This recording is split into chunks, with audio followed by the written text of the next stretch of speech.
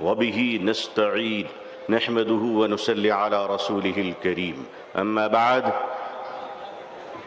آل India Muslim personal لا board کے معزز صدر فقیہ العصر حضرت مولانا خالد سیف اللہ رحمانی صاحب مدد اللہ العالی، آل انڈیا مسلم پرسنل لا بورڈ کے معزز جنرل سیکریٹری حضرت مولانا شاہ فضل الرحیم صاحب مجددی مدد اللہ العالی، اکابرین امت، علماء کرام، بزرگان محترم، نوجوانان اسلام، عزیزان گرامی، سامعین اعظام، عمائدین کرناٹکا، یہ جو آج اس میدان میں سروں کا امٹتا ہوا سیلاب ہے وہ اپنے نوکریوں کی تلاش میں نہیں آیا ہے بلکہ غلام مصطفیٰ بن کر آیا ہے صلی اللہ علیہ وسلم۔ اسلام کی تاریخ بڑی عجیب تاریخ ہے۔ جب یہ اسلام چلا اور آگے بڑھا تو دار ارقم میں مٹھی بھر مسلمان تھے۔ مکے کے مشرکوں نے کہا ہماری تعداد کے سامنے ان کی حقیقت کیا ہے۔ اسلام آگے بڑھتا رہا، ابو جہل نے کہا بڑھنے نہیں دوں گا۔ اسلام نے ہجرت کی مکے سے اور مدینے پہنچا تو عبداللہ بن ابی بن سلول نے کہا بڑھنے نہیں دوں گا۔ اسلام آگے بڑھتا رہا، یمن گیا، شام گیا، قیصر و کسریٰ کے سلطنت میں اسلام داخل ہو گیا۔ ظالم کہتا رہا آگے بڑھنے نہیں دوں گا۔ تاتاریوں کے ظلم کی داستان یہ کہتی ہے کہ انہوں نے سروں کے مینارے بنائے تھے اور کہا تھا کہ اسلام کو ہم نے مٹا دیا۔ دنیا کے ظالموں نے یہ فیصلہ کیا تھا کہ اسلام کے چراغ کو جلنے نہیں دوں گا۔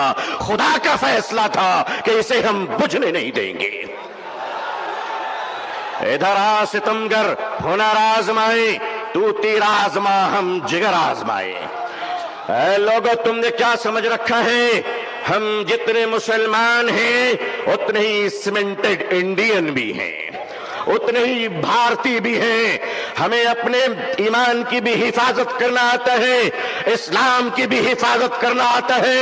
اے بھارت کی دھرتی یاد رکھنا، اگر تجھ پر بھی خطرہ آیا تو تیری عزت کو بھی بچانا آتا ہے۔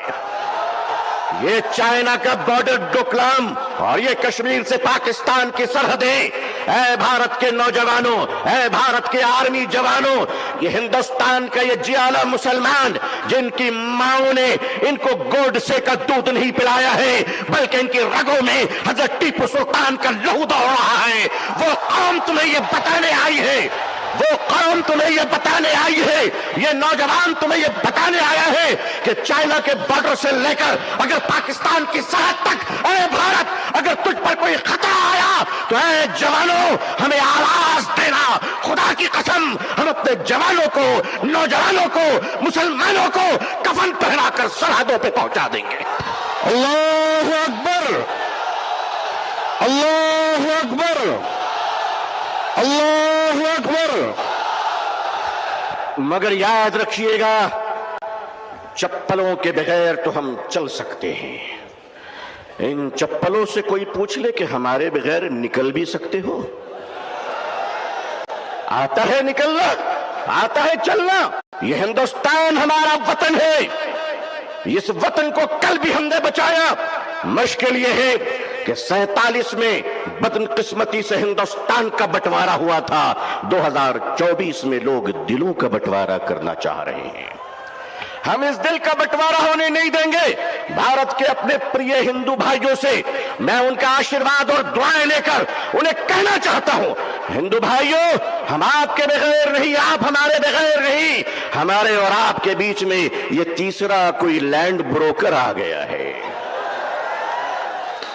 جس کی نہ بیوی ہے نہ بچے ہیں۔ یہ جدھر جاتے ہیں ادھر ستاتے ہیں،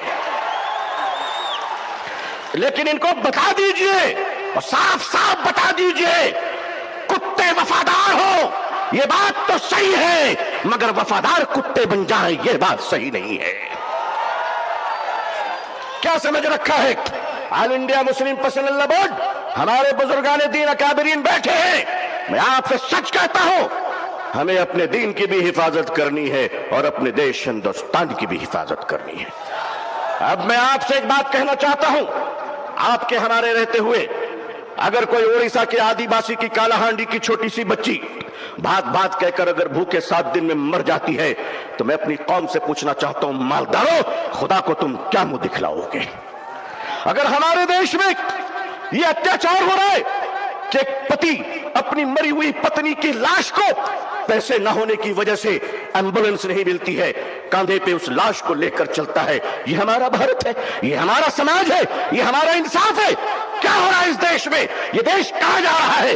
رشوت کے بغیر دوا نہیں ملتی، رشوت کے بغیر کفن نہیں ملتا، رشوت کے بغیر جنازے نہیں ملتے، رشوت کے بغیر لوگوں کو زندگی کی سانس لینے کی اجازت نہیں ہے۔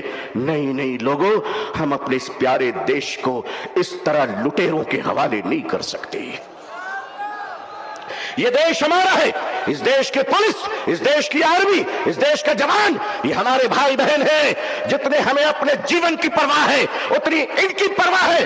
اے لوگوں، اے دیش واسیوں، اے دیش کے ہندو بھائیوں، اے دیش کے مسلمانوں، وہ دن تم بھول گئے کہ جب اس دیش میں کورونا کے زمانے میں کچھ لوگ تھالی بجا رہے تھے تو وہ ہم ہیں جو تھالی سجا رہے تھے، بھوکوں کو کھانا کھلا رہے تھے۔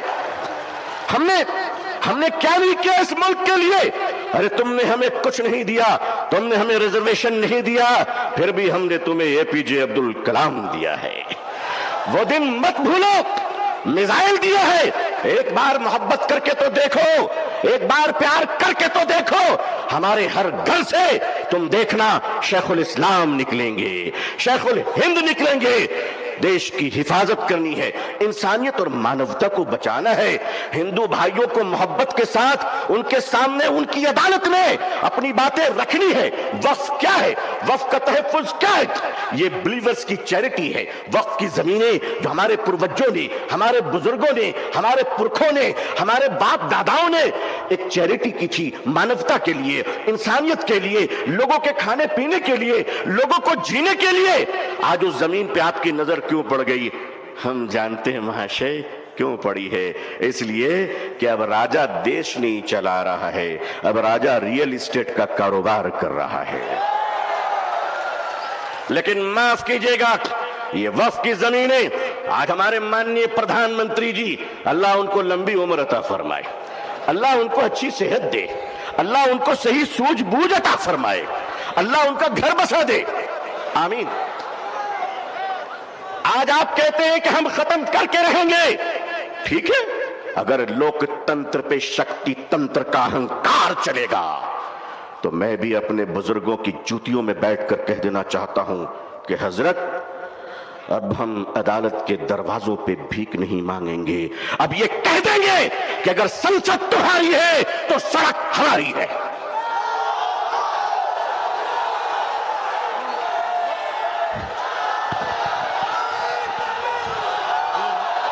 نعرے تکبیر، نعرے تکبیر، نعرے تکبیر۔ لیکن جب مسلمان سڑک پر چلے گا تو ایک تنکا نہیں جلنا چاہیے، کسی بس پہ پتھر نہیں چلنا چاہیے، سنویدھان کے اندر، لوک تنتر کے اندر اپنی آواز کو بلند کرنا ہے، اور اس دیش کے ہندو بھائیوں کو بھی پریم سے اپنے گلے لگا کر اپنی بات رکھ کر انصاف کی لڑائی لڑنی ہے۔ یہ دیش کسی ایک جاتی اور دھرم کا نہیں ہے، ہم سب مل کر ہیں اور مل کر رہیں گے انشاءاللہ۔ اے میرے دیش کے ہندو بھائیوں، جس گنگا کے پوتر جل سے تم اشنان کر کر پوجا کرتے ہو، اسی پوتر جل سے ہم بھی وضو بنا کر مسجدوں میں نماز پڑھتے ہیں۔